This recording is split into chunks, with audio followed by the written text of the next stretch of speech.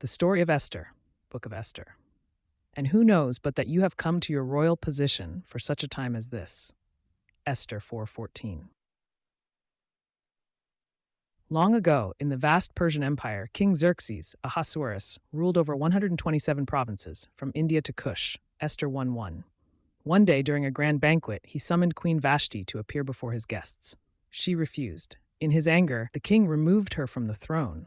Esther 1:10-21. Later, he sought a new queen. From across the empire, the most beautiful young women were brought to the palace. Among them was a young Jewish woman named Esther, raised by her cousin Mordecai. Esther 2:5-7. Now the king was attracted to Esther more than to any of the other women, and he set the royal crown on her head. Esther 2:17. She became queen, but no one knew she was a Jew. At the palace, a man named Haman rose to power. Proud and arrogant, he hated Mordecai for not bowing to him. In his rage, he plotted to destroy all the Jews in the empire. Esther 3:5-6. He convinced the king to sign a decree. On a specific day, all Jews were to be annihilated. Esther 3:13. When Mordecai heard this, he sent word to Esther, "Do not think that because you are in the king's house, you alone of all the Jews will escape." Esther 4:13. And who knows but that you have come to your royal position for such a time as this. Esther 4:14. Esther was afraid. By law, no one could approach the king uninvited, not even the queen. Doing so could mean death. Esther 4:11.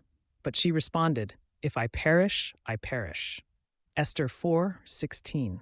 She asked Mordecai to gather the Jews and fast for 3 days, and she would do the same.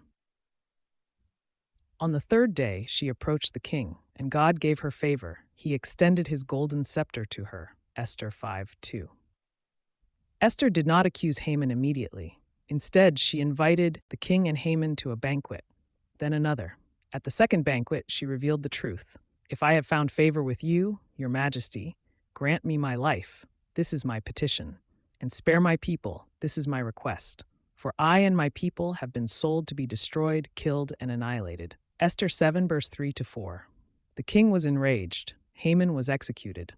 A new decree allowed the Jews to defend themselves, and when the fateful day came, they prevailed. Esther 9, 1-5. Esther was not just a beautiful girl who became queen. She was a symbol of courage, wisdom, and deep faith. She didn't remain silent when her people needed her. She didn't wait for others to act. She stepped forward, risking everything.